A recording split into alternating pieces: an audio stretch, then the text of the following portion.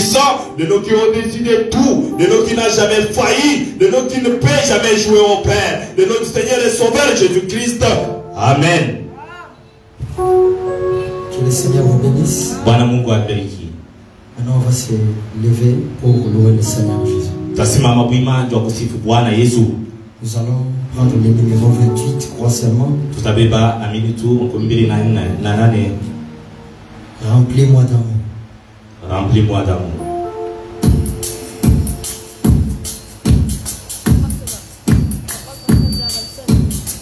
On peut y aller avec nos mains acclamées pour le Seigneur.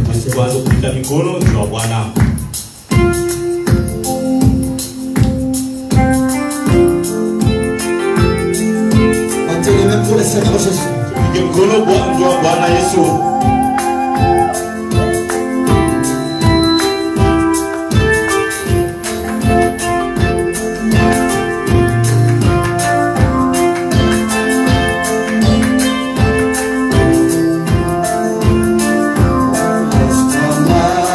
Seigneur, la routine est passée, je m'étendis envers les ciels.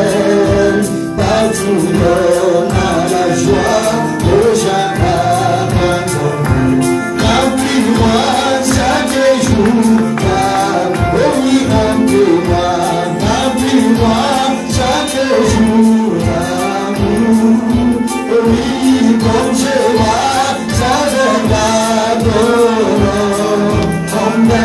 Laisse-moi marcher toujours avec joie et sourire. Remplis-moi chaque jour d'amour. Gardez-moi à côté de mon sauveur de vie. Ne me laisse pas dans l'éternel. Oh, avec moi tu cours et satisfais mon âme. Remplis-moi chaque jour, oui, remplis-moi, remplis-moi chaque jour. Oh, alléluia, bon Dieu, va changer d'âme. Oh, oui, laisse-moi marcher toujours avec joie et sourire. Remplis-moi chaque jour d'amour.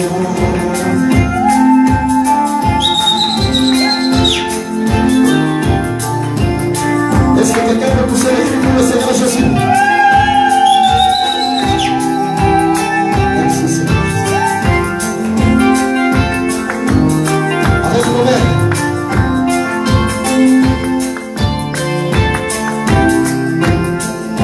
Oui, bientôt fini la course, la fin de mon voyage. J'habiterai au ciel chez moi. Oui, que je chante, moi béni, si la route est la route. Remplis-moi chaque jour d'amour. Oui, remplis-moi, remplis-moi chaque jour. Oh, alléluia, bon Dieu, marche avec moi. Oh, oui, laisse-moi marcher toujours avec joie et sourire. Remplis-moi chaque jour d'amour. Oui, remplis-moi, remplis-moi chaque jour d'amour. Oui, bon Dieu, marche avec moi. Oh, oui, laisse-moi marcher toujours avec joie et sourire. Remplis-moi chaque jour d'amour.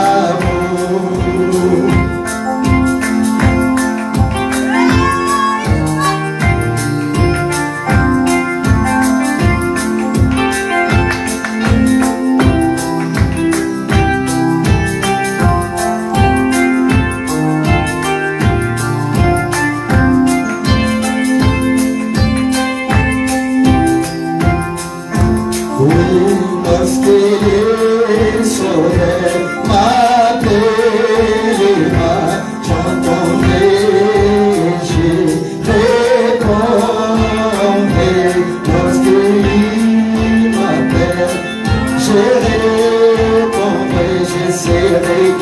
part pour entendre mon oh oui, je serai quelque part, je serai quelque part, oh quelque part, là pour entendre mon nom. Oh, je serai quelque part, oh, je serai quelque part, oh, quelque part là pour entendre mon nom.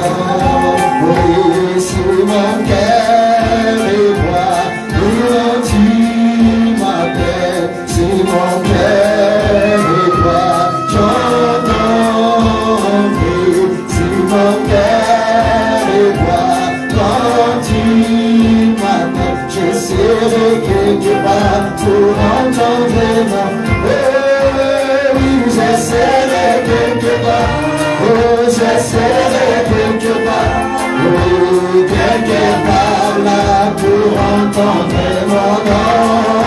Oh, je serai quelque part, oh oui, je serai quelque part, oui, quelque part là pour entendre mon nom. Oui, si ma robe est blanche, j'entendrai, si ma robe est blanche, quand tu entendrais, si ma robe est blanche, quand tu m'appelles, je serai quelque part pour entendre mon oui, je serai quelque part, oh, je serai quelque part, oui, quelque part là pour entendre mon oh, oui, je serai quelque part, oh, je serai quelque part, oui, quelque part là pour entendre mon nom. Oui, je serai quelque part, je serai quelque part là pour entendre mon nom. Que Dieu vous bénisse richement.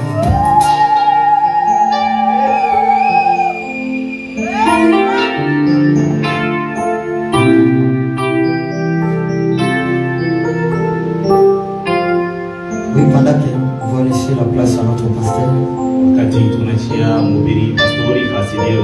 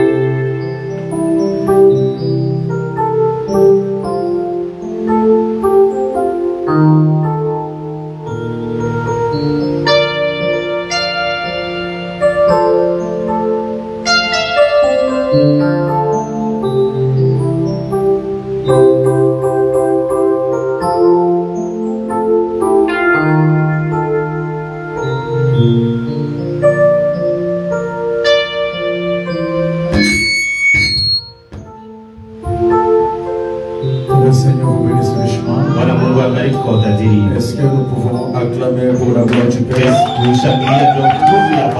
Acclamons très fort pour la gloire du Seigneur. Alors avec nos yeux fermés, nos pensées tournées vers le ciel, nos yeux fermés, il y a force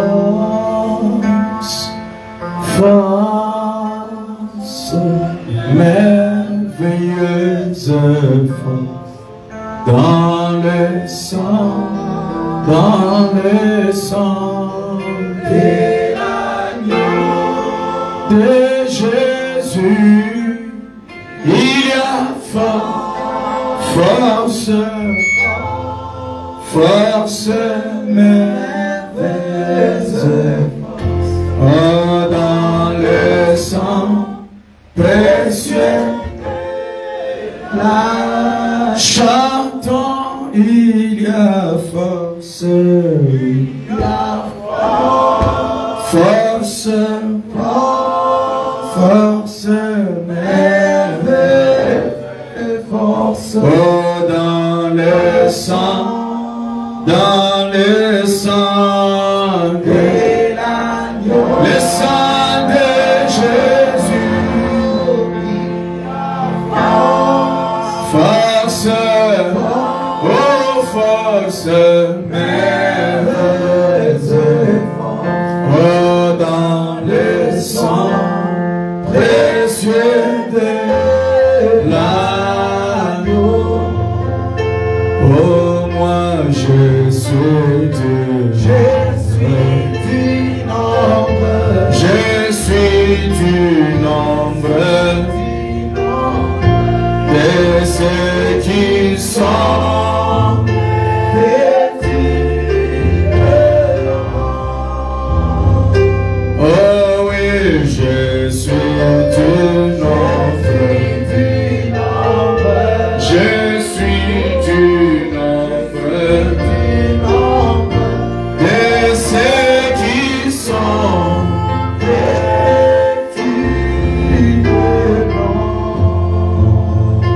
Oh, j'en vis ces gens-là, lavés par le sang. J'en les vis tous vêtus de blanc. Oh, et j'en vis ces gens-là,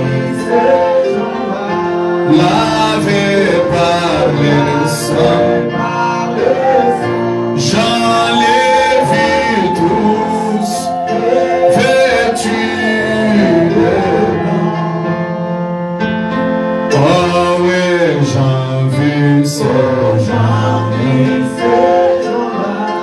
lavés par le sang. J'en les vis tous vêtus de blanc. Oh, j'en vis ces gens-là, lavés par le sang. J'en les vis tous vêtus. Moi je mets la vieille manière de prier, chanter, j'aime la vieille manière. Oh oui, moi je mets la vieille manière de chanter. Oh, j'aime la vieille manière. Oh oui, c'est pourquoi je loue mon Sauveur partout où je vais.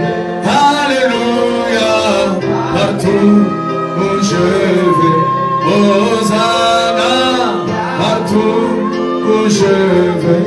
Oh, je loue mon Sauveur partout où je vais, car il y a joie. Oh oui, qu'il soit loué, alléluia, qu'il soit loué, amen, qu'il soit loué, alléluia, qu'il soit loué, Jésus, qu'il soit loué, qu'il soit loué, Papa, qu'il soit loué, alléluia.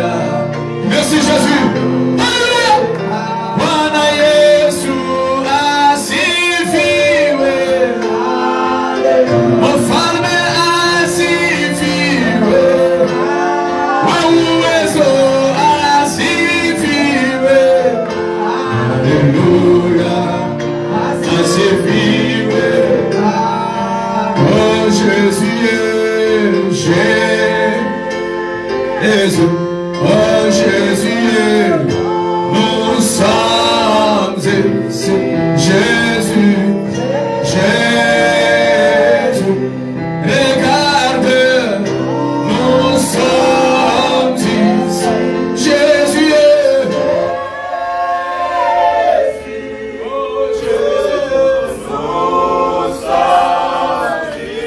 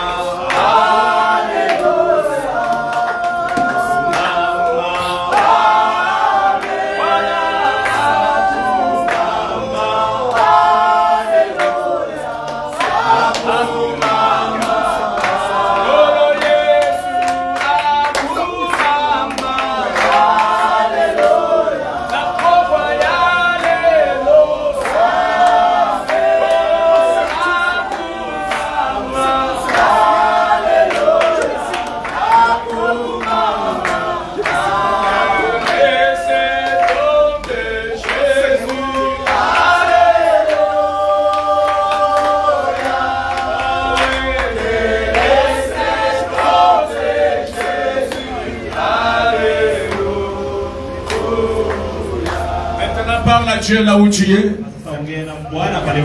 Dis-lui, Seigneur, je veux que tu me parles ce soir. Exprime-toi dans la prière. Parle au Seigneur. Invoque son esprit afin qu'il vienne nous prêcher, qu'il vienne nous enseigner ce soir. Lui le grand enseignant.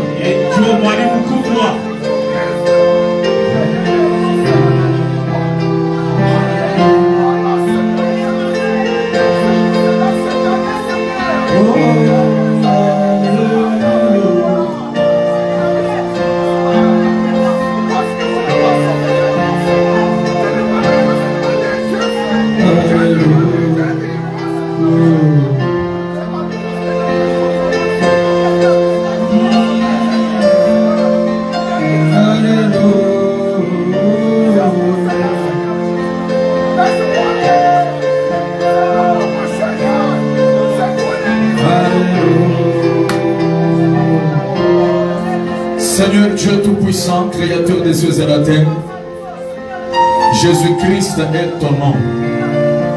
Ce soir, nous te disons merci. Nous t'acclamons. Nous poussons les cris de joie. Parce que au devant de toi, il n'y a point de Dieu. Avant toi, il n'y a point de Dieu. Après toi, il n'y en a point. Tu es le spécialiste, le patron de notre âme. Ce soir, nous levons l'emblème au nom du Seigneur Jésus. Brise le pain pour nous. Parle-nous d'une manière spéciale. Touche nos âmes pour la gloire du Père. Au nom de Jésus-Christ. Amen. Que Dieu vous bénisse richement. Ouvrons nos Bibles pendant que nous sommes debout. Prenons Proverbe le chapitre 6. Proverbe chapitre 6, le verset 6. Ma Bible dit. Ingénieur, merci pour le bafouillage. Ça m'aide en tout cas. Va vers la fourmi paresseuse, considère ses voies et devient sage. Elle n'a ni chef, ni inspecteur, ni maître. Elle prépare en été sa nourriture. Elle amasse pendant la moisson de quoi manger. Paresseux, jusqu'à quand seras-tu couché? Quand te lèveras-tu de ton sommeil? Un peu de sommeil, un peu d'assoupissement, un peu croiser la main pour dormir. Nous prions au nom de Jésus-Christ. Amen. Amen. Veuillez vous asseoir. Je vous salue ce soir dans le nom béni du Seigneur Jésus-Christ. Nous, on ne va pas attendre les retardateurs, nous avançons. Nous sommes en train de voir une leçon intitulée La léthargie d'une église locale.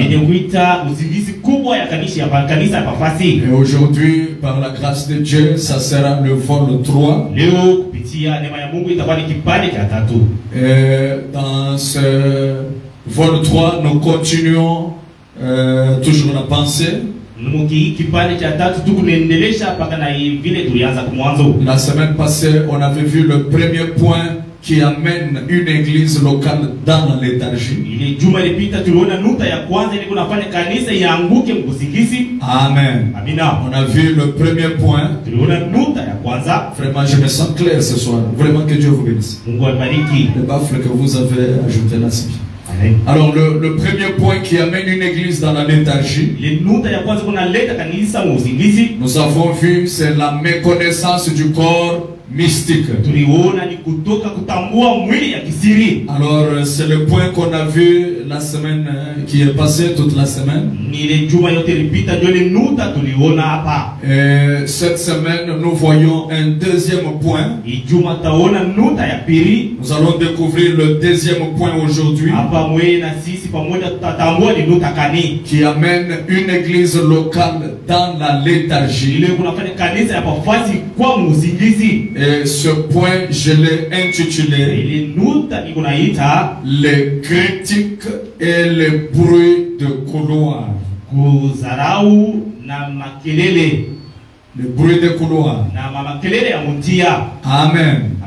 Les critiques et les bruits de couloir. Les critiques et les bruits du couloir. C'est bien, comme tu as répété ça en français, tu comprendras quand je vais attaquer cela. Tu peux le répéter avec moi. Les critiques et les bruits des couloirs. Amen.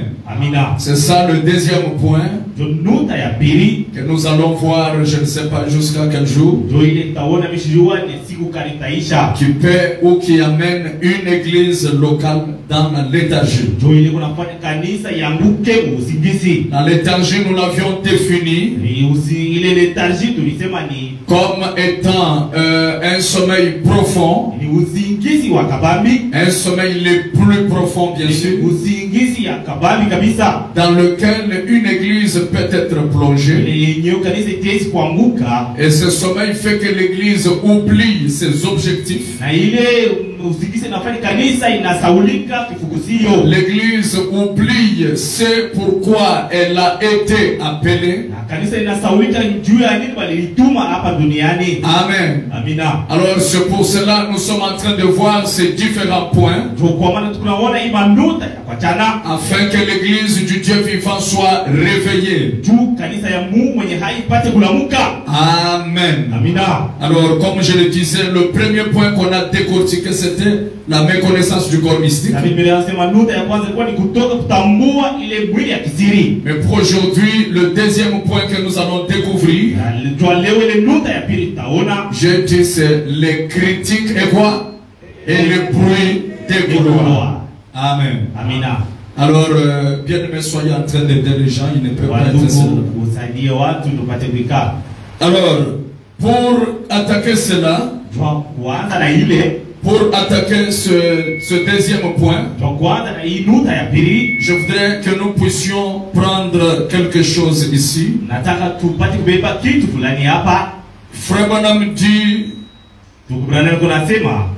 d'abord, avant que je lise le prophète, Proverbe 20, le verset 13, la Bible dit, n'aime pas le sommeil, n'aime pas la léthargie, de peur que tu ne deviennes pauvre. Ouvre les yeux, tu seras rassasié de pain. C'est le verset qui nous a aidé dans le premier point. Nous avons décortiqué beaucoup avec ce verset là-bas. Maintenant, nous voudrions voir Jésus. Bwana tunataka kuona Yesu. Au point 59, Frère Branham dit ceci. 59 ndugu Branham unasema. Il dit Seigneur Dieu, Sema Bwana Mungu. quel privilège de parler à une assistance comme celle-ci. Bahati ni kubwa ya kuongea na watu wa mingi sahaba. Sublime, je suis privilégié ce soir Sublime kwa bahati de parler à une assistance comme vous. Ya kuongea na watu sa mwenye. Quand vous appréciez, ça mérite les acclamations. Tunafurahi tutapika mikono. Quel privilège ce soir Ni bahati kani imangariti. de parler à une assistance comme Ya celle-ci. kuongea na mkusanyiko ya watu sahaba. Il dit même si parfois je reprouve et je réprimande par l'esprit, Hata saa ingine niko nafoka kupitia roho. c'est uniquement pour corriger, Ni juu ya kunyorosha tu. afin que les gens ne soient pas paresseux, Juu watu bashikwa maumivu. mais que les gens sachent que je les aime. Juu watu wapate kujua nilisha wapenda. Sublime, je vous aime. Tukufu masigari ninanipenda. Je vais écouter un grand amen. Amina. Je le répète, je vous aime. Mimi namipenda mukweli. Raison pour laquelle je laissé ma femme et mes enfants, je suis venu pour vous. Ndio kwa maana nacha bibi yangu na watoto wangu na kwa tu Yesu. Je le répète, je vous aime. Mimi namipenda kabisa. Frère Branham dit, Bwana anasema, mais Seigneur, "Ni Bwana, je le réprimande. niko nawapokea. Je suis un peu dur. Niko mcha nguvu. Je prêche les choses qui font un peu mal au cœur, Na upimi tuko nafanya mbaya kuroho. afin qu'il se réveille de ce sommeil dans lequel l'église est plongée. Tu wapate kulamuka mwi usingizi kanisa ilishaanguka." Donc vous comprenez que l'église peut être plongée dans un sommeil. Desikuelewa kanisa itakuwa yenye kuanguka mu usingizi. Et le dimanche, le prophète a dit, il faut qu'il y ait un homme qui n'a pas de gants à main. Ndugu anasema kuna basi kwa mtu ule kuna mikono wazi. Il faut qu'il y ait un homme courageux Mtu wa hodari qui peut secouer l'église de ce sommeil, kutengesha kanisa ipate kulamuka. afin que l'église soit réveillée.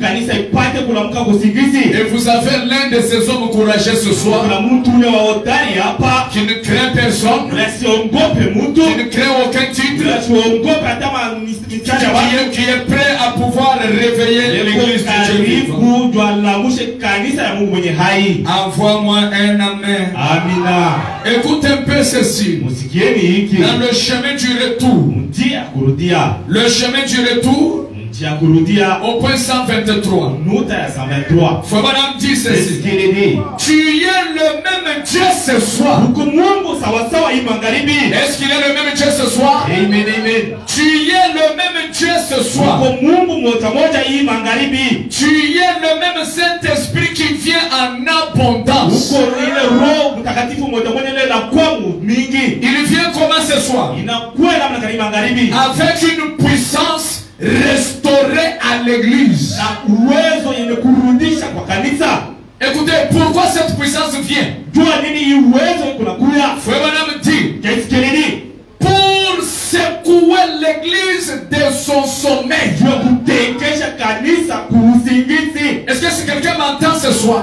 Mtu anasikia Donc la magharibi. puissance de Dieu Uwezo ya Mungu. doit venir par des hommes courageux. Kuna watu wa hodari. Les hommes dont Frère Branham dit qui ont la colonne vertébrale. Kuna wanasema ni watu wa kubele kushimama mzuri. Les hommes qui dit qu'ils doivent appeler les gens par son nom. Wale wanapaswa kuita nzambi mpaka mjina layo. Et ces gens ont quel objectif? Na wale watu kuna kifuzio kanisa Secouer l'église kutekesha kanisa de son sommeil. kubusingizi yao. Et le dimanche, on avait vu comment l'église est dans le sommeil. Na mchuma tuliona namna kanisa iko mbusingizi. On a dit l'église est entrée dans le sommeil par des classes sociales créées dans l'église. Tunasema kanisa inakuwa mbusingizi kupitia makundi ya watu ya kisiasa. Combien se souviennent de ce qu'on a vu ça? Wale ndio nakumbuka. Il dit l'église est entrée dans le sommeil aujourd'hui. Kanisa inaingia ndani ya usingizi leo. En d'autres termes, l'église est entrée dans la léthargie. Nikusema kwingine kanisa inaingia musingizi ya kabambi. Suite aux classes sociales qu'on a créées dans l'église. Kupitia makundi ya watu ile bashaumba misa. Et ces classes sont créées même parmi les lévites. Ile ni katikati hata wahubiri banayumba. Les barrières dénominationnelles Ile mifumo ya kizeu qui font que les enfants de Dieu ne peuvent pas s'embrasser. ile unafanya batoto wa Mungu wapuse Mais kusalimiana. gloire soit rendue au Seigneur. Tukufu kwa Bwana. Parce que l'heure est arrivée Saa ilishafika où la véritable église du Dieu vivant. kanisa ya kweli ya Mungu mwenye hai. Quand je parle de l'église, je ne vois pas le bâtiment. Misi Je ne vois même pas l'organisation qu'on appelle Sublime Tabernacle. Quand je parle de l'église, je vois le corps mystique de Jésus. Amen. Les rachetés du Seigneur qui sont appelés de sortir de l'église afin d'entrer dans l'épouse. Parce que mon objectif ici n'est pas de former un rassemblement de gens, mais mon objectif c'est de sortir les gens de l'église, mais les amener dans l'épouse. Est-ce que quelqu'un peut me donner un amen? Sortir quelqu'un du tabernacle appelé sublime, mais l'amener dans l'épouse, là où il deviendra lui-même l'époux. Parce que nous sommes dans l'âge où l'épouse et l'époux sont devenus comment? Sont devenus un. Si c'est la vérité, envoie-moi un grand amen. Alors toute la semaine on a vu un point qui amène l'église dans la léthargie. Ce soir on voit un deuxième point qui peut amener l'église dans la léthargie, qu'on a intitulé les critiques et le bruit des couloirs. Le critique et le bruit des couloirs. Alors pour attaquer ceci, allons en nombre. Marie et Aaron parlèrent contre Moïse au sujet de la femme éthiopienne. Marie et Aaron parlèrent contre Moïse au sujet de la femme éthiopienne. Car il avait pris une femme éthiopienne. Là c'est Marie, la sœur de Moïse, qui était en train de parler contre Moïse pour la femme qu'il avait épousée. Le verset 2. Marie et Aaron disent: est-ce seulement par Moïse que l'Éternel parle? N'est-ce pas? Pas aussi par nous qui nous parle. Moïse avait prêché. Il a prêché dans son assemblée. Il a dit que personne ne puisse épouser une femme étrangère. Nous devons nous marier entre Israélites. Ça c'était la prédication du pasteur Moïse. Ne soyez pas occupés aux gens qui entrent. Vous soyez connectés ici. Moïse a prêché. Vous ne devez pas épouser en dehors de la patrie. C'était ça la loi que Dieu avait donnée. Moïse a prêché, il a insisté. Vous devez épouser seulement une femme d'Israël. Après que Moïse ait prêché ça, on voit seulement un jour Moïse qui vient avec une femme éthiopienne qui n'était pas israélite, qui n'était pas du camp. Directement, Marie et Aaron ont commencé à murmurer. Ils ont commencé à murmurer contre Moïse. Écoutez ce qu'il disait. Comment Moïse peut faire une telle chose? Est-ce que c'est seulement par lui que l'Éternel peut parler? Non, Moïse ne devait pas faire une telle chose. Comment il est allé épouser une femme étrangère? Ils ont commencé à critiquer Moïse. Lève la main, dis amen si tu es là. Ils ont commencé à critiquer. Ils ont commencé à faire des choses qui n'étaient pas correctes. À faire ce qu'on appelle en français les bruits des couloirs. Qu'est-ce qu'on appelle le bruit des couloirs? Ce sont des critiques que l'on fait dans le dos de quelqu'un, mais de bouche à l'oreille.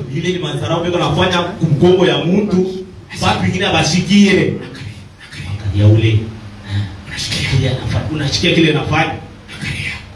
Mtu mwenye kwenda sasa nyuma yake banaanza kusema vile murmurer. Kuna sema chini chini. On ne parle pas trop. On ne veut pas que quelqu'un entende.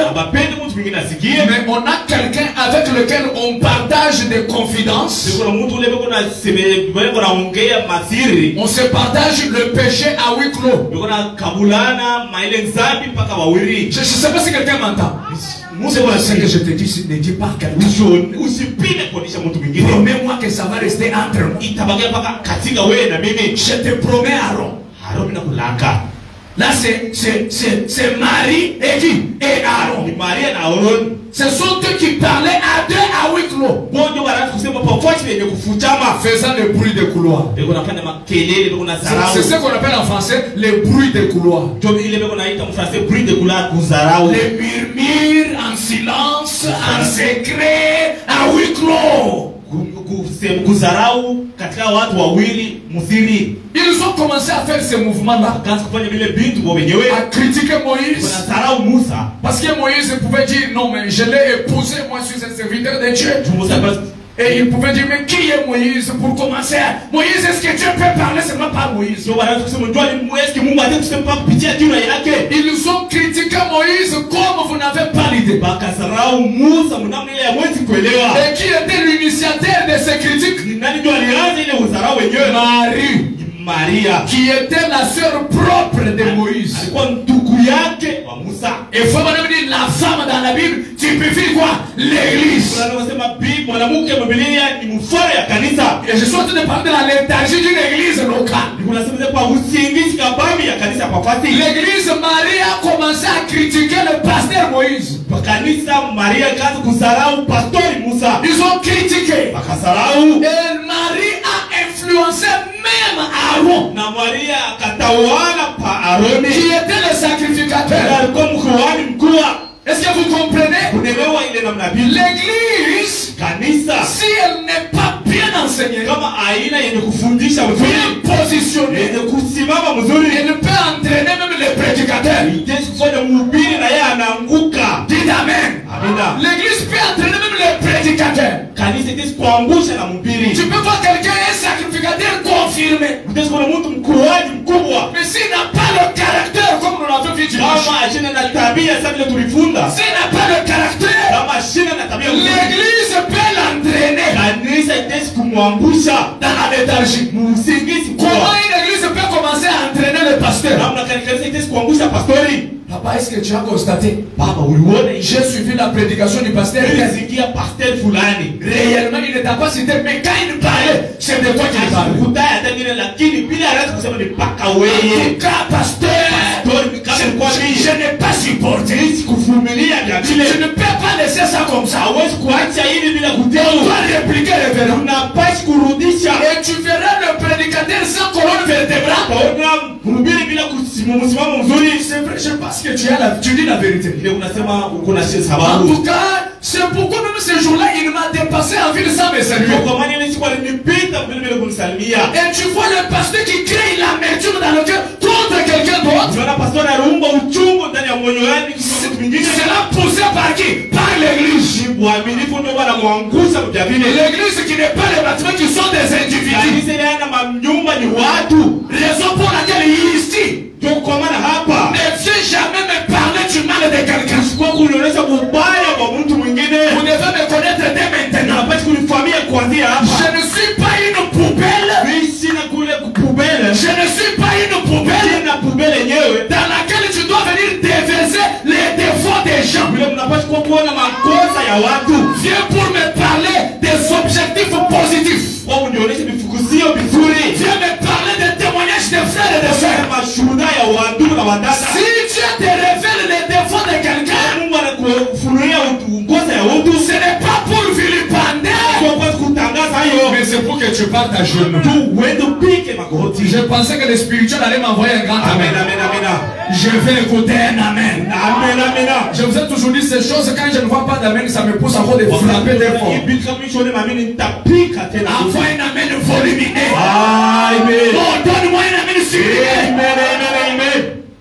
L'église peut amener des sacrificateurs dans la léthargie. Kanisa ite kuangusha mhubiri kwa uzingizi. Si celui-là n'a pas le caractère, Kama ule mhubiri asina na tabia mzuri. envoie un grand amen. Amen. Alors qui avait critiqué? Nani alizarau? Marie, Maria le type de l'église. mfano ya kanisa. Maintenant suivez. Musikieni sasa. Prenons le verset 10. Tupende mstari ya 10. Après que Marie ait murmuré, Kisha Maria kuzarau. après que Marie ait critiqué, Kisha Maria kuzarau tena. je suis en Nombre chapitre 12 verset 10. Niko pa mstari ya 10. Après les critiques de Marie, Kisha kuzarau kwake. les critiques, les murmures, les bruits de couloir de Marie. Kisha ile mama kelele wanaanza kufanya ya chini chini. Écoutez ce qui s'est passé. Sikia kile kilipita. La nuée se retira de dessus la tente. Nene wimbo ikatoka pale pa nyumba pale walikuwa. Parce que là, Pale. qu'est-ce qui s'était passé? Ni kitu cha Dieu kilipita. a vu les murmures de Marie. Mungu akaona kule kuzarau kwa Maria. Parce que mon frère, il n'y a rien que tu puisses faire que l'Éternel ne verra pas. Hakuna kile utachokitenda kile Mungu asiwezi kuona. Tel que tu es là, si tu me critiquais dans ton cœur, je ne vais pas écouter. Ukinizarau ndani ya moyoni yako sitaona. Mais Branham dit, il y a un œil qui t'observe. Kuko richo ile kuna kuangalia. Quand Marie a fait ces choses en coulisses, Wakati Maria kafanya vile vitu mwenye kufunja, Dieu l'a vu. Mungu alimwona. Quand vous lisez la suite de la Bible, dit, Dieu appela Marie et Aaron et Moïse à la tente d'assignation. Ukifuata vile ndugu Biblia inasema Mungu akaita Maria na Aaron na Musa. Quand il les a appelés à la tente d'assignation, il dit à Marie, de quel droit avez-vous eu le courage de critiquer mon serviteur Moïse? Dieu dit, à vous tous, je me révèle dans des songes et des visions. Mais à Moïse, il me voit face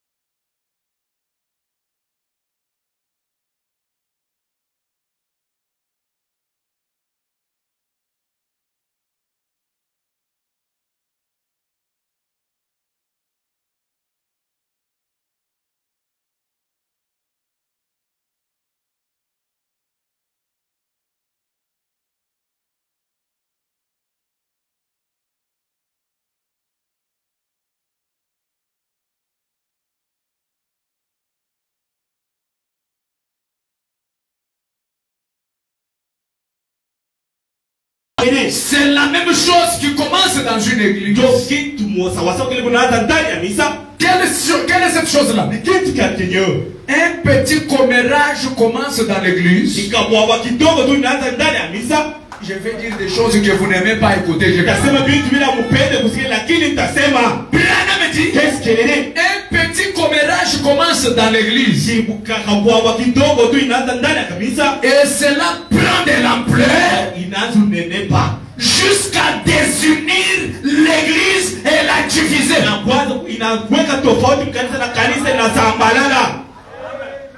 Vous voyez comment ça commence? C'est pourquoi j'enseigne sur ce grand thème ici. Une petite chose commence. Branham l'appelle un petit commérage. Un petit seulement.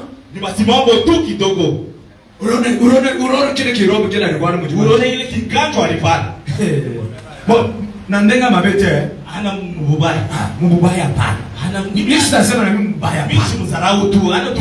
quand il commence à dire nandenga mabete, ça prouve déjà que c'est ça nandenga ya mabete. Parce que si c'est une bonne chose, pourquoi tu commences à m'avertir non nandenga mabete? Et puis pourquoi tu ne le dis pas dans sa présence, dans la présence du concerné? Un petit commérage. Tu as vu? Non, mais en tout cas c'est grave. Tu viens de grave. Un petit commérage. Et après ça prend de l'ampleur. Un petit critique. Après ça prend de l'ampleur. Branham dit jusqu'à désunir l'église et la diviser.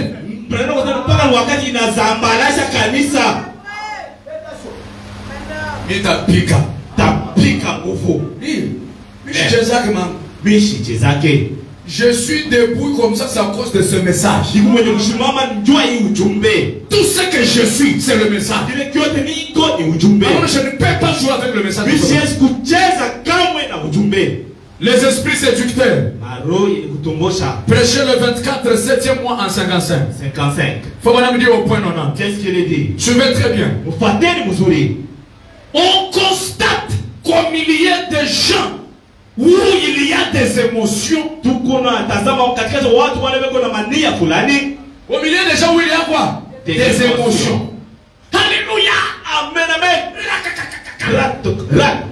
Dans notre église, il y a l'onction. Le pasteur prêche avec l'onction.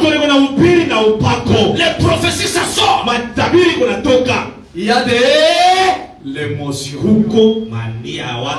Branham dit, on constate que au milieu des gens où il y a de l'émotion comme ça,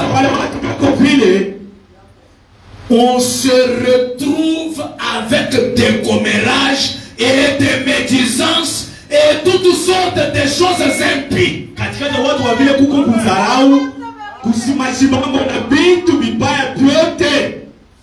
Je frappe ça parce que je sais que moi je suis un prédicateur chaud. Et mon église doit être une église chaude. L'émotion sera là, je sais. Mais maintenant, Branham a déjà fait un constat.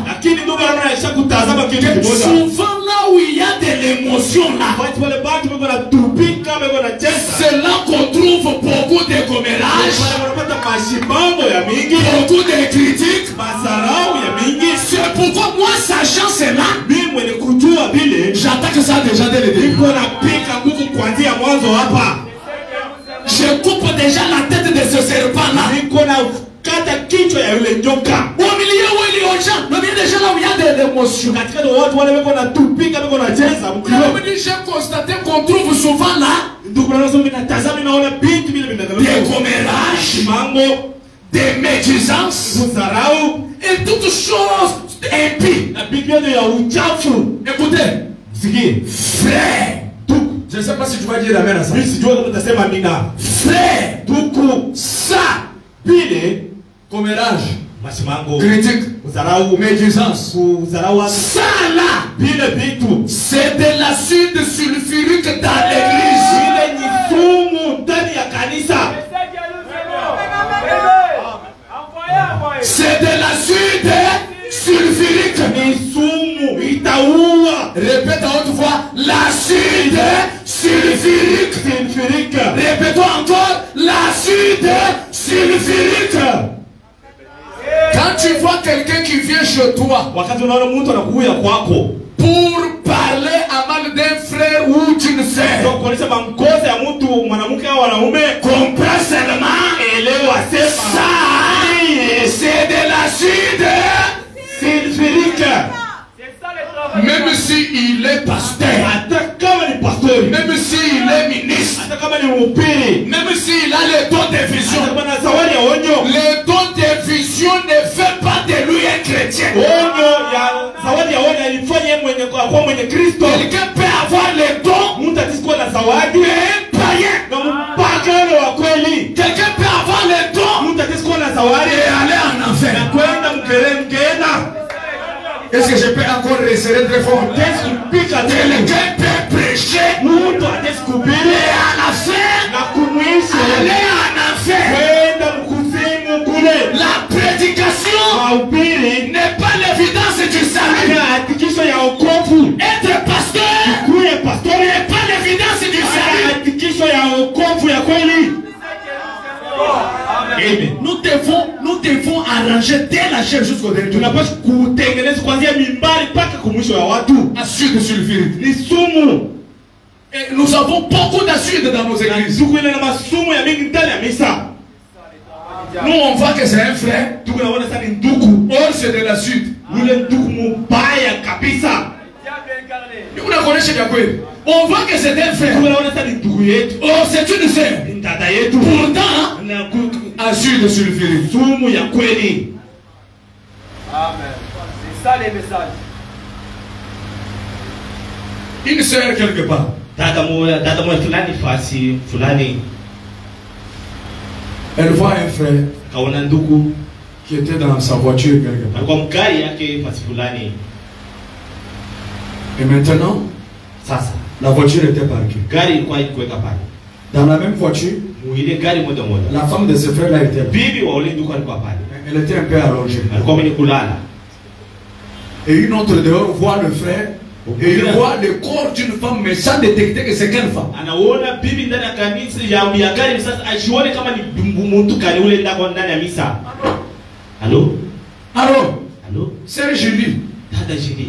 est-ce que tu sais que je viens de voir ton mari avec une femme dans la voiture? Hapa na macho yangu mimi naona bwana yako na bibi mwingine ndani ya gari. Moi-même, je te dis. Macho yangu hana mtu mwingine. Mais c'est grave. Ni pia kushangaa. Quand elle dit là, Wakati unasema vile, ne sachant pas que la femme est dans la voiture et quand elle cause son mari à côté. asikujue sema bibi na bwana beko pamoja ndani ya gari.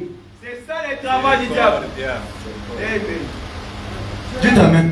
Amina. C'est que nous aimons. Branham dit, Qu'est-ce qu'elle est? le commérage, Masimango. les critiques, Kusarau. c'est de l'acide sulfurique. Je vais parler. Tasema. Frère Branham dit, Qu'est-ce qu'elle est? c'est une puissance démoniaque. Uwezo ya shetani. Amen. Je le répète, Niko naisema c'est tena. une puissance démoniaque. Ni uwezo ya shetani. Un esprit chez des hommes et des femmes qui vont se réunir et chercher à imposer quelque chose. Ile roho ile unafanya wanamke na mume wanakusanyika juu ya kuweka kitu fulani. Nous, à l'époque, l'histoire des critiques ici, on savait que ce sont les femmes qui ont ça. Zamani Léo Binakwana, unaona frère mon pantalon. zamani bilikuwa ni mambo ya wanawake. Leo na wanaume. Mon pantalon, mais il a la médisance. Wenye kuvala pantalon eko na zarau watu. Oui, il faut que tu touches pantalon. On doit t'enlever ce pantalon. Tutafuta kama tunabeba jipe utakuwa mnivo moyo na sasa. Wewe uko chini ya sasa. Tutafuta kimufuko moyo tukuvali. Mambula jimu fuku tukufuatika. Il y a certaines choses qu'un homme ne peut pas faire. Même s'il n'a pas de Saint-Esprit. Mais seulement comme il est un homme, il y a certaines choses qu'il ne peut pas. Amina. Salut 3 personnes. Salut watu watatu. Qui laisse ce soir que Dieu nous bénisse. Nasema imangare Mungu apate kutokoe. Alléluia. Amina. Est-ce que c'est clair? Iko wazi. Il y a certaines choses Kuko winti fulani que nous ne pouvons pas faire. ile hatuwezi kufanya. Vous allez voir des hommes quelque part qui se réunissent et qui veulent imposer quelque chose en disant. Mtaona wanaume kuna kusanyika ndio kusema kitu fulani ndio wanasema Ils veulent imposer wanatafuta kusema kwa nguvu en disant ndio wanasema ceci n'est pas en ordre. hivi hapana nafasi hayo. Non, ce qu'on a fait à l'église là, ce n'est pas. Bile malifanya mkanisa ana vitu vizuri. Moi, je n'apprécie pas ça. Ile ni fujo mishi furahi nayo. Ce n'est pas en ordre à l'église. Ile ni fujo ndani ya misa. Ça là-bas, c'est pas en ordre. Ile malifanya ni fujo tena. Cela n'est pas en ordre. Ile ni fujo tena. Là, ils sont quelque part. Ils n'ont même pas vu le pasteur pour lui. Pasteur, j'ai constaté que si on faisait comme ça, c'est mauvais. Non, il n'a pas eu ce temps-là. Mais il a eu le temps d'appeler frère. Il se réunissent chez lui pour commencer à attaquer l'église. Suivez maintenant.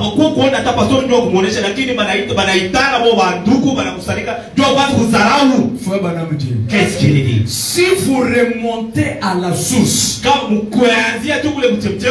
9 fois sur 10, c'est la même personne qui critique là, qui cause tous les remue-ménages qui n'est pas en ordre là.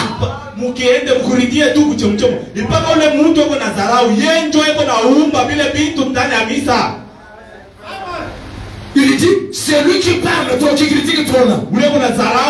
Si vous vérifiez bien, c'est lui la cause. C'est lui la cause.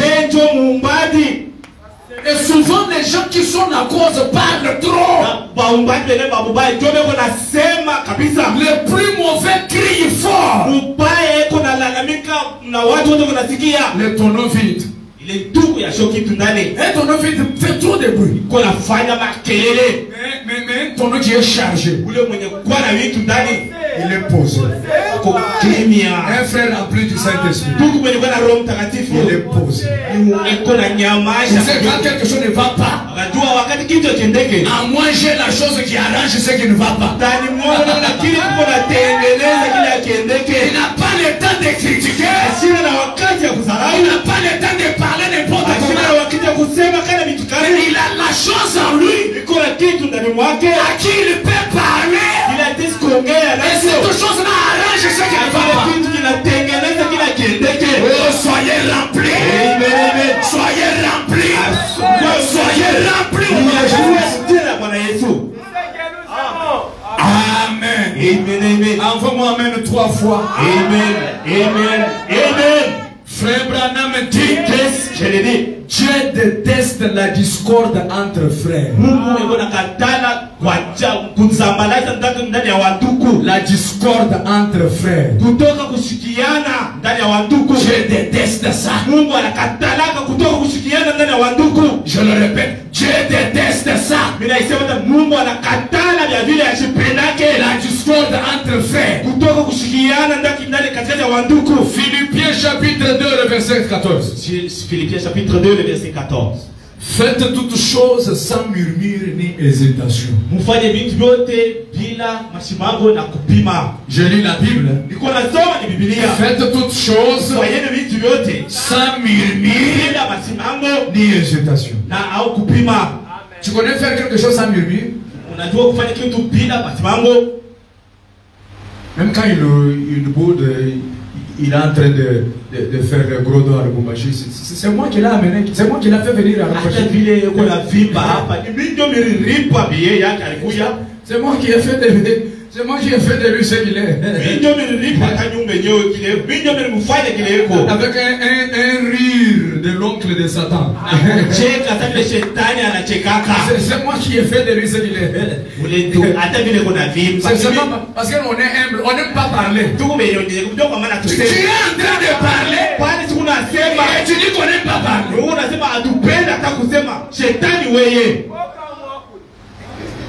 C'est moi. Frère, on est humble, frère. Si tuko unyenyekevu kabisa. Quand je l'ai reçu sur cette ville, Wale mimi mpokee muhimuji. à quoi bon, frère? Ashikuwa na kitu.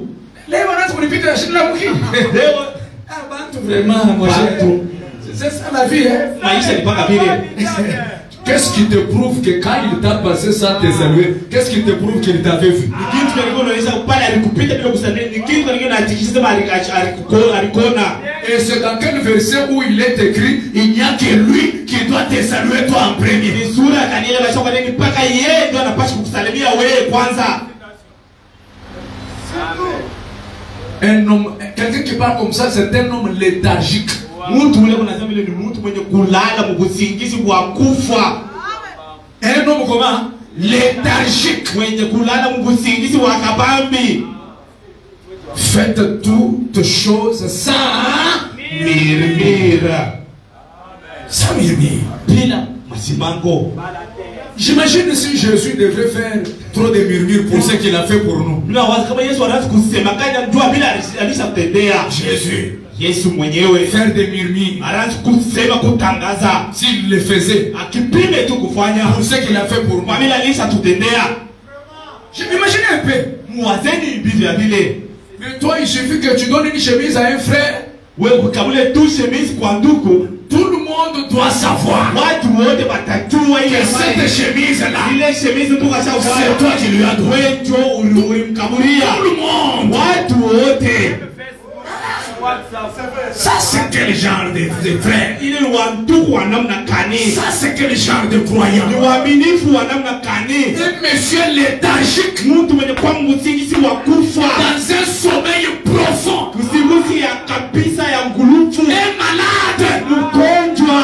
D'ailleurs, kusema kwingine, comme tu fais trop de bruit pour ce que tu as donné à quelqu'un. Sababu unafanya makelele ndio kile unakabulia mtu. Le bruit que tu fais là, c'est ça le salaire que tu reçois. Ile makelele unafanya ni maripo bena kuripa. Parce que la Bible dit, Biblia inasema quand tu donnes, wakati unapeleka, c'est alors que le ciel va te bénir. Toi, tu t'es déjà béni avec la réputation. Tu t'es déjà béni avec la réputation. On n'a pas de déjà que ouais, Dieu ne pas telle chose. Quand vous me calez, Dieu bénédiction ya kukunaishi. Paka misemo ya admitoili wenzakie bamapendesa kwa shiki. Kwa shiki. Kwa shiki. L'Éternel ne te bénira jamais. Kwa milele asitakubariki kamwe. Comme tu fais croire toi, sasa kuna vimba, tu veux que tout le monde sache. Unapenda watu wote wajue. Tu as la gloire. Uko na utukufu pale. Cette gloire là, c'est ça ton salaire. Ile utukufu malipo baraka yako. Dans le compte de Dieu, il supprime ton geste là, il supprime. Compte ya Mungu anatosha na baraka yenyewe anaanza kutafuta kukupatia.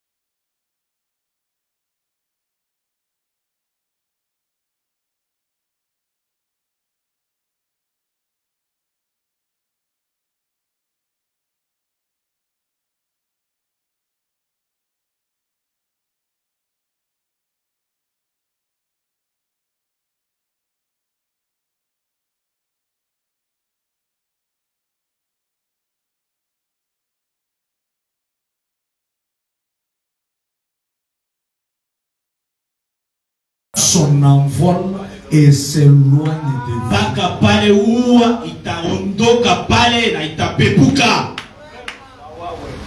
La colombe regarde. Uwa inaangalia. Il est en train d'écouter le commandant. Anaanzushikia hivi. Mimi naenda. C'est un esprit. La colombe là. C'est un esprit qui ne supporte pas n'importe quoi. La colombe dont je passe, le Saint-Esprit. Tu vois ce que c'est quoi? Dès que tu te mets à écouter, le Saint-Esprit s'éloigne de vous. Il s'envole. Pasteur, moi je n'ai pas critiqué. Tu écoutais. J'ai un frère dans mon église. À Kinshasa, il s'appelle frère Jacques. Ce frère-là avait cru le message. Je suis dans ma chanson Paradoxe, paradoxe. Il priait à l'époque chez Papa Kabunju. Actuellement, il a cru le message. Il est dans mon église. Ce frère-là, on nous dit chez lui à la maison, parler de tout. Sauf de commencer les critiques. On m'a dit un jour, il y avait un frère d'un autre tabernacle qui était parti chez lui. Et il s'est mis à me critiquer moi. Ah, vous et votre pasteur, vous avez suivi les chansons. Est-ce qu'on a pas en prêche? Vous avez suivi les difficiles. Maintenant, lui, il lui a dit, frère, s'il te plaît, parlons de tout. Sauf le mal de mon pasteur. Il lui a dit, arrêtons. Les frères cherchaient seulement qu'il y ait quelque chose pour parler à mal de moi. On a dit, il n'a pas su, il a dit, frère, lève-toi. Il l'a fait sortir de la maison. Parce que quand tu écoutes ces choses-là, il est en train de t'injecter l'acide sulfurique.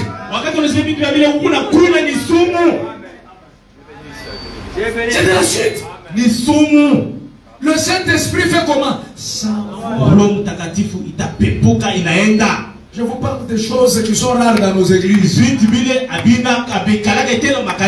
Mais moi j'ai le plaisir de prêcher ces choses. Parce que ce sont ces choses qui ont fait de moi ce que je suis. Vous appréciez comme je suis connu dans le monde? Mon secret, ces choses ici. Ces choses que vous voyez comme des vieilleries. Donnez-moi plus encore prêcher là. C'est ça la fondation d'une église. Faut me dire, la colombe va s'éloigner. Et en ce moment-là, vous ne l'avez plus. Elle est partie loin de toi. Elle s'est éloignée. Mais pour ce soir, maintenant, cette même colombe là, elle n'est pas très loin de vous. Elle n'est pas très loin de vous. Toi qui avais cédé tes oreilles aux critiques, au milieu du diable, elle s'est éloignée. Mais ce soir, elle n'est pas très loin de vous. Elle n'est pas loin de cette église. Elle est péchée là-bas dehors, sur les rameaux de la paix, attendant que votre nature change. Elle attend que ta nature change. Tu vois un frère qui critique même sa propre femme. Je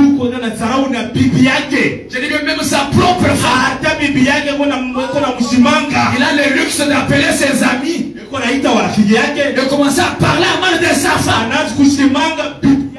Il appelle ses membres de famille. Il commence à parler à mal de sa femme. Et le jour où ces gens vont manquer du respect à ta femme,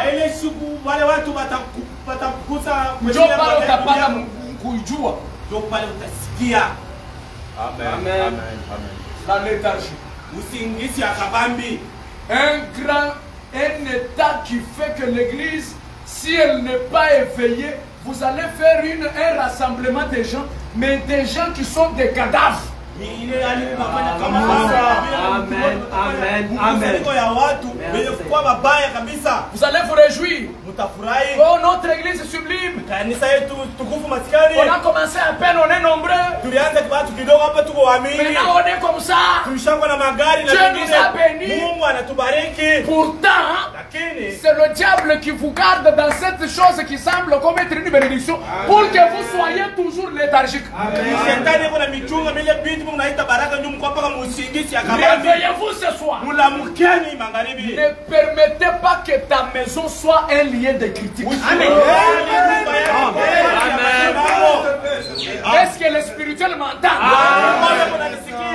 Même si c'est quelque chose de vrai, ce frère-là est réellement tombé. J'ai dit la vérité. Même s'il y a des preuves que cette soeur est tombée, ne faites pas ta maison les lieux de critique, frère. Tu es en train de dissoudre ta bénédiction. Je vous dis la vérité. Amen. Je connais le pasteur Amissi. Un jour, c'était, je pense, ça doit être à Bénédibel ou soit au Kassai. À cette époque, ancien Amissi était le chef de l'office des routes. Il travaillait à l'office des routes. Maintenant, il dit qu'il y avait un groupe des agents ou des frères qui se mettaient chaque fois sous un manguier, un gros manguier. Et dans ce manguier, sous ce manguier-là, il ne faisait que critiquer les gens. Ils peuvent prendre le frère André Bajana bubamamu bana bebe ser merveille bana bebe bana sema we bajana bana frère tel bana bebe pasteur tel bana bebe sous les manguiers tini ya mchaembe pasteur Amissi avait toujours mal. Pasteur Amissi toujours sous ces manguiers en train de parler à mal des gens.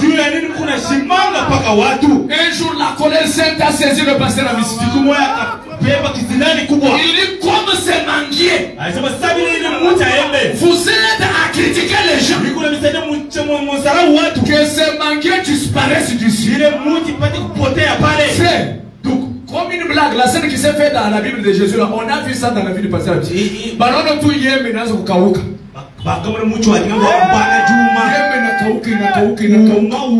Jusqu'à ce que ces manguiers-là n'existent pas. Maintenant, si les critiques étaient une bonne chose, pourquoi Dieu a obéi à la parole du pasteur? De la même manière que ce manguier est kaukaki, si tu ne tires pas attention, ta vie va arriver dans le même cas.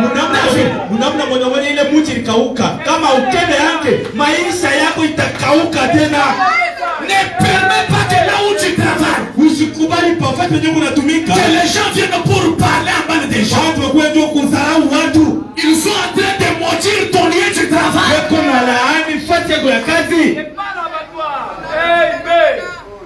Que le spirituel saisisse ce que le Seigneur explique. J'ai dit, même si vous avez des preuves, ces preuves ne vous donnent pas l'autorisation de critiquer.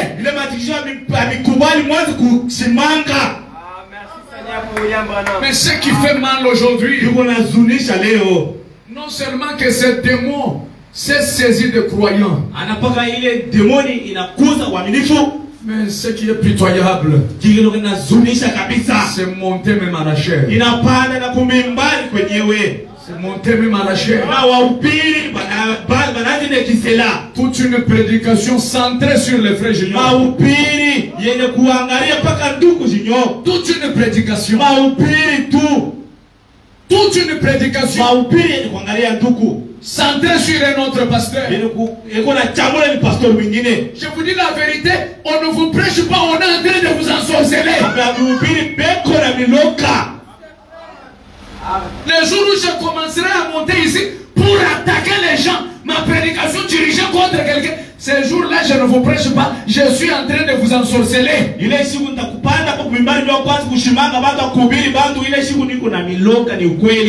a qu'un seul principe qu'on nous a donné. Va vers ton frère. La chair n'est pas un endroit de règlement de compte. Je vais le dire tout haut. La chair de frère Branham n'est pas un lien de règlement de compte. Si j'ai un problème avec toi, je dois venir vers vous. Ici c'est la vie qui doit sortir. Je ne parle pas des dénominationnels. Même dans nos églises du message, les prédicateurs font ces choses-là. Pourtant, le message est vaste. Il y a tellement de choses à prêcher. Au point que moi, quand je me tiens à la chair, le temps est toujours petit pour moi. Trop de choses à prêcher. Et toi tu montes, il insulte celui-là, il insulte là-bas, il attaque là-bas. Il n'y a que toi qui es bon. Tous les prédicateurs sont forts. C'est quoi ça? La léthargie. Dites un peu la léthargie. C'est ça. C'est ça le problème qui bloque le prédicateur. Écoute frère Branham. Cette citation est très forte. Il faut pas me dire dedans que quelqu'un qui fait ce genre de choses, qui parle à la chair à mal des gens, qu'il n'a pas le Saint-Esprit.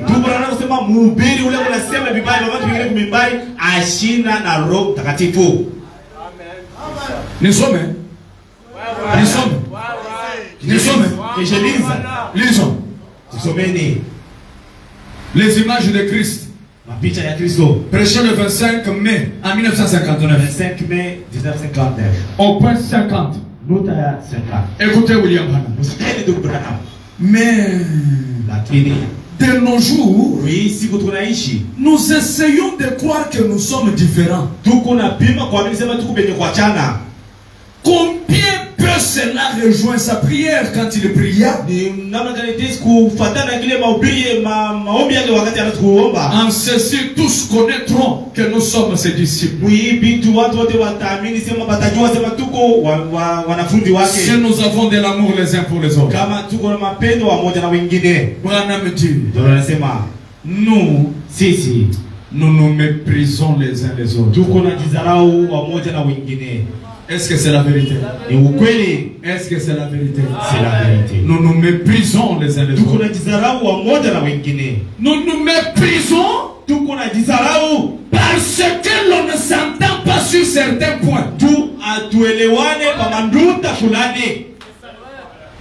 Parce qu'on ne s'entend pas sur certains points. Là-bas on croit que Jésus est déjà venu. Nous on ne croit pas qu'il est déjà venu. Là-bas on croit qu'ils attendent le millénium. Nous on croit que nous sommes déjà dans le millénium. Comme il y a des points où on ne s'entend pas, alors nous nous méprisons. Frère Branham dit, on se met à accuser tout le monde. On se met à accuser tout le monde. Et ils sont faux. Ils n'ont pas la révélation. Et ils sont comme ça. Et ils sont faits pour la fin. Branham dit, vous voyez, malgré tout cela, écoutez, non, j'ai sauté. J'ai sauté quelque chose. On se met à accuser tout le monde. Vous voyez, malgré tout cela, nous prétendons être des chrétiens.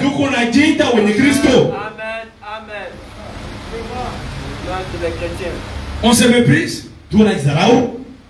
Mais Lakini on prétend être comment? tuko na jina tuko Wakristo wa kweli. Pour bien comprendre cette phrase, quand vous vous méprisez d'après Branham, vous n'êtes pas des chrétiens.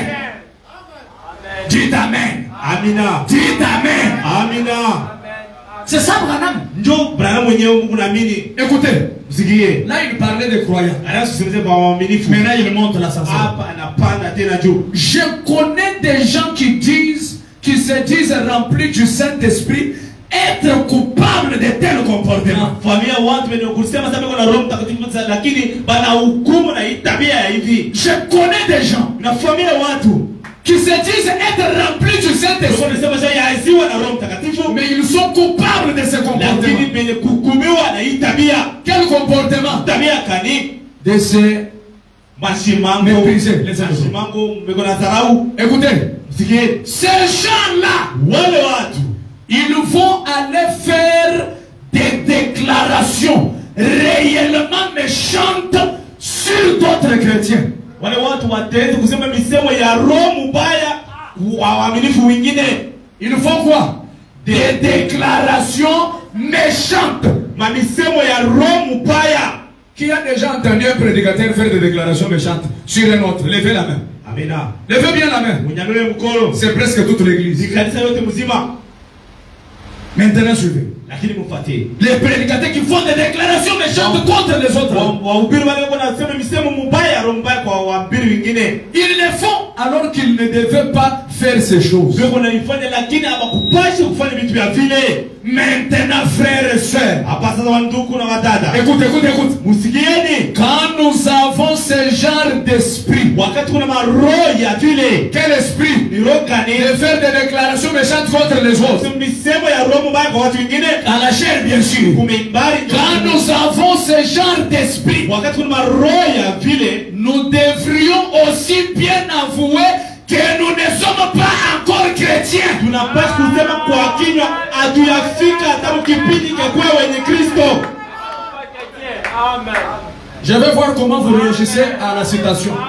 Taona namna gani Mungu anasema maamina kuimeandiko. C'est ça le message. Même si je prêche, le mur tremble. Hata kama unahubiri mabiumbaji wanateka. Même si je prophétise du matin au Hata soir. kama unatabiri kuanzia asubuhi na magharibi. Mais tant que j'ai ce genre d'esprit, Wakati kuna maina ya roho ya udharau na mashimango. l'esprit de discorde, Ile roho ya des critiques, ya madharau des médisances, ya kudharau des déclarations méchantes contre les autres. misemo mibaya kwa watu wengine. Le prophète dit, il faut que j'avoue que malgré tout ce que je fais là, je ne suis pas encore chrétien. Biblia inasema hata Mungu na ubiri, Mungu na tabiri, ninapaswa kusema kwa watu hapa mimi shakuya mwenye Kristo wa kweli. Est-ce que je peux dire une chose? Kusema kitu Il fulani. y a beaucoup de païens à la chair. Kuko wapakano wa mingi kumimbari. Parce que quand on n'est pas chrétien, on est qui? On est païen. Kama tuna mwenye Kristo tuko mpagano. Sur base de ça, il y a beaucoup de païens. Kuko wapagano wa mingi.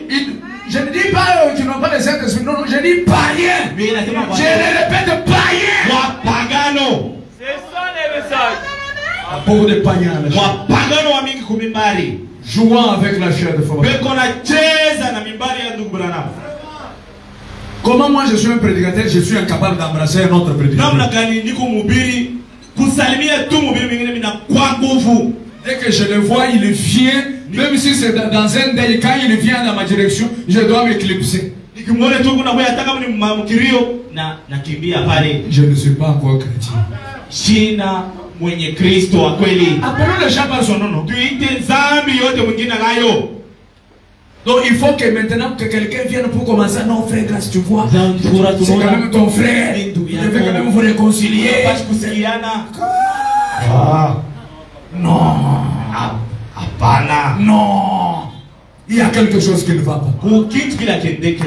Et comment quelqu'un peut être en désaccord avec quelqu'un d'autre? Il ne s'entend pas, il ne se parle pas, mais il a le courage d'être à l'église. Et quand on chante, il est sous l'onction. L'onction là, je me demande, ça vient d'où? L'onction là vient d'où? Namna kanisa ya upako unatokea wapi? Auelewane na watu huko kanisa kuna tupika, kuna upako ile upako unatokea wapi? Et si c'est un prédicateur, il prêche avec onction. L'onction là vient d'où? Kama ni mhubiri, ile upako unatokea wapi? Si l'onction. L'onction là vient d'où? Kama ni mwimbali kuna imba ile upako unatokea wapi? Ça vient d'où? Unatokea wapi? Et même avant de dormir, quand tu pries là, tu pries au nom de qui? Avec quelle onction? Bon, je me pose la question. Hata pa kulala penye kuna uomba na upako kani kuzarau watu mpaka wewe. Je me pose la question. Laissez-moi prêcher ces choses avec mon cœur qui saigne. Il y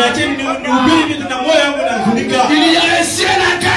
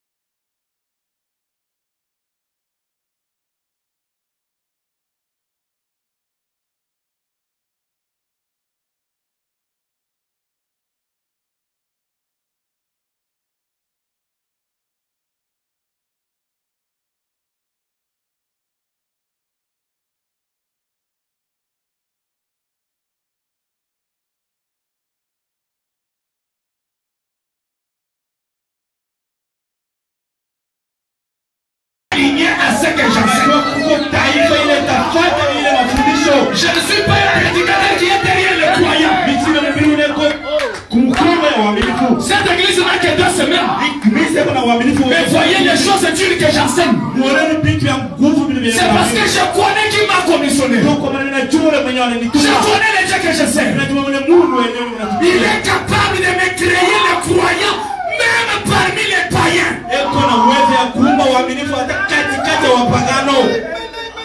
Ne jouez pas avec votre âme. Ne jouez jamais avec votre âme. Supprime le tabernacle. Sortez de la léthargie. Sortez de la léthargie. Sortez de la léthargie. Soyez de véritables croyants. Soyez de véritables chrétiens. Kristo wa kweli. Je vous dis la vérité. Ile ni ukweli vinanionyesha. Cette vieille histoire de l'enlèvement. Ile hadithi ya zamani ya kunyamuliwa. Je le répète encore. Ninaisema tena. Cette vieille histoire de l'enlèvement. Hadithi ya zamani ya kunyamuliwa. Tôt ou tard. Ça s'accomplira. Je vous dis la vérité. Cette vieille histoire que les gens piétinent aujourd'hui, de l'enlèvement, de la venue du Seigneur, cette vieille histoire, tôt ou tard, vous verrez la face de Jésus. Je vous dis la vérité. Que les mystères ne vous embrouillent pas. Que les révélations des hommes ne vous embrouillent pas. Il y a un ciel à gagner. Il y a un enfer à éviter. Je n'ai pas envie de continuer encore. Je ne sais pas comment continuer. Je me vois obligé d'arrêter. Prions. Parle au Seigneur. Non, parle au Seigneur. Prie, parle au Seigneur. Non, il n'y a pas moyen de continuer. Non. Je me vois obligé d'arrêter. Parle au Seigneur. Plaide pour ton âme. Fermez toutes les portes s'il vous plaît. Plaide pour ton âme. Alléluia.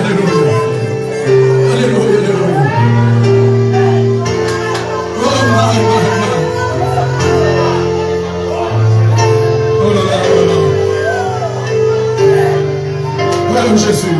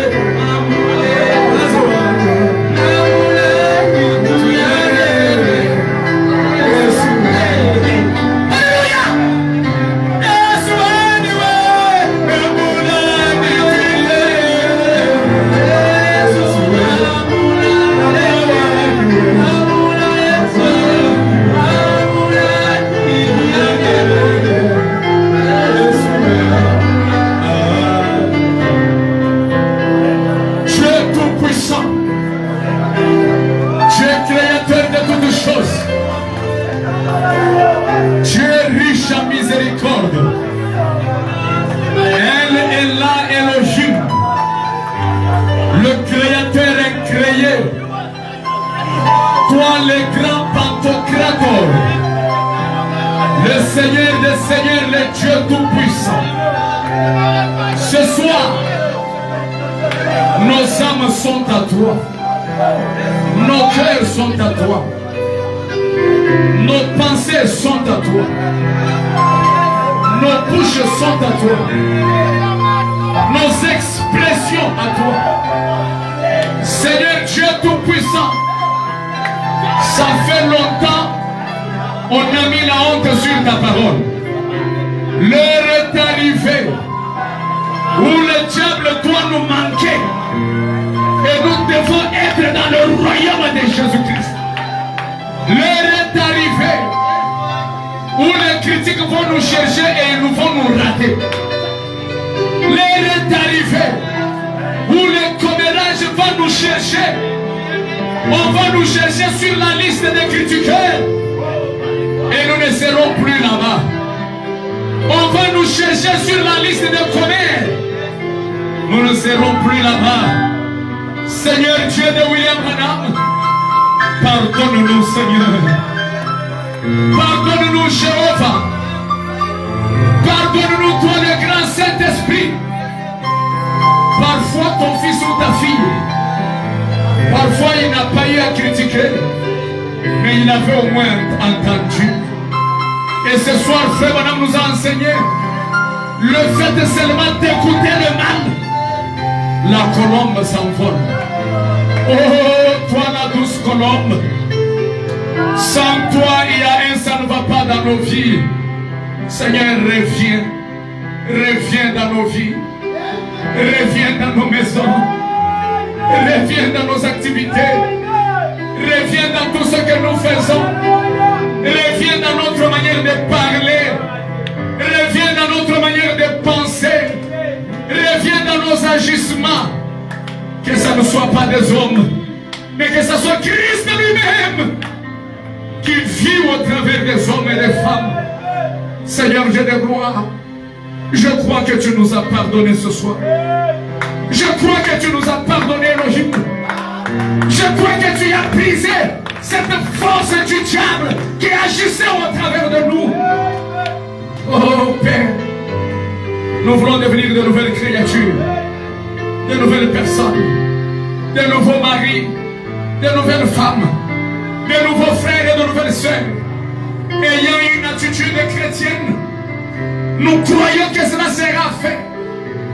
Seigneur, en tant que le berger de cette bergerie, je proclame une délivrance sur ce peuple.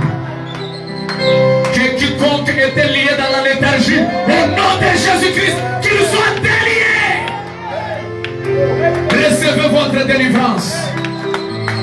Recevez votre délivrance. Recevez votre délivrance. Recevez votre délivrance. Cette bouche a été créée pour louer le Seigneur. Cette bouche a été créée pour prier et non pour critiquer. Elle a été créée pour louer le grand Jéhovah, pour créer par la parole. Merci Seigneur Jésus. Merci pour ce soir. Merci pour cette atmosphère. Merci pour cette présence. Merci Seigneur Jésus-Christ. Reçois la gloire. Reçois l'honneur. Reçois les acclamations. Reçois les cris de joie. Alléluia, alléluia, alléluia. Alléluia, alléluia. Alléluia, alléluia. Merci Seigneur. Bénis notre retour à la maison. Bénis les dîmes et les offrandes. Bénis notre culte du jeudi. Que quelque chose se passe dans nos vies. Que cette église, Père, soit un nouveau réveil sur cette ville. Un réveil qui va changer nos vies. Que ceux qui ont faim et soif de Dieu, qu'ils soient comblés par cette source que tu as érigée en cet endroit. Merci Seigneur. Merci Papa.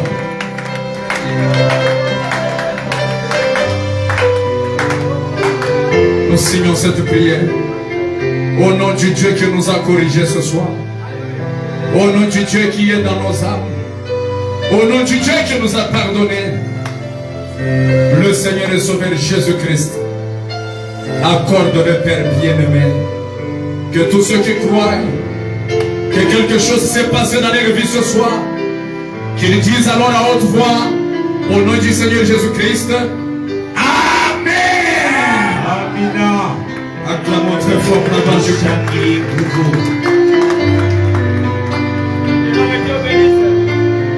Amen, mon frère. Je bénisse aussi. Amen.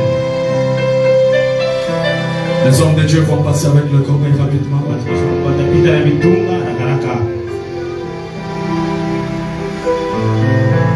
Je déjeune. Nous avons déjà prié passer. Je vieillis. Oh, je n'ai jamais vu un juste délaissé par Dieu. Oh, entre Dieu et moi, il est question de confiance.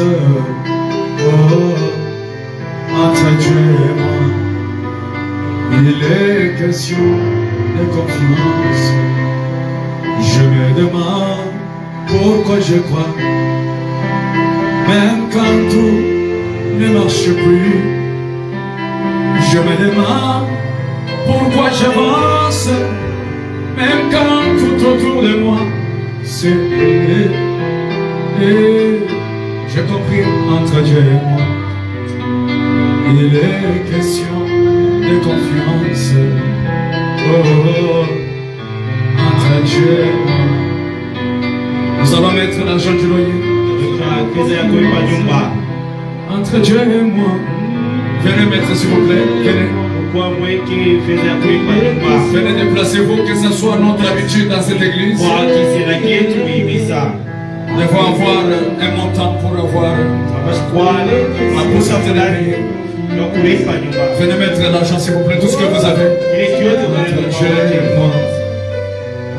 Il est question de confiance. Oh, entre Dieu et moi. Il est question, je croyais en lui. Oh, entre Dieu et moi. Et il est question. Oh, il a gagné ma confiance depuis mon amour, David, Abraham. Oh, j'étais jeune, mais alors j'ai vieilli. Sublime, je n'ai jamais vu un juste délaissé par Dieu. Que Dieu vous bénisse richement. Nous avons fini pour aujourd'hui. Alors nous allons nous retrouver le jeudi. Jeudi à partir de 16h30. J'ai constaté que nous venons vraiment en retard. On ramène le culte à 17h.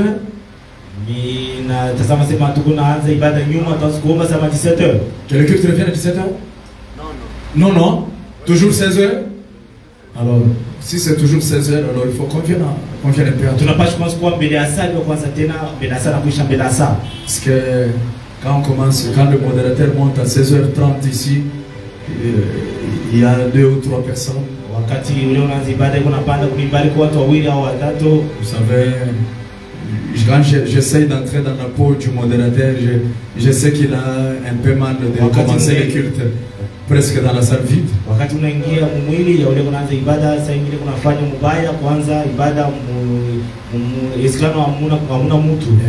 C'est quand on a préparé les 30 minutes de méditation. Souvent on ouvre nos portes à 16h juste. 30 minutes de méditation. À 16h30, le culte commence. À 17h juste, la prédication commence.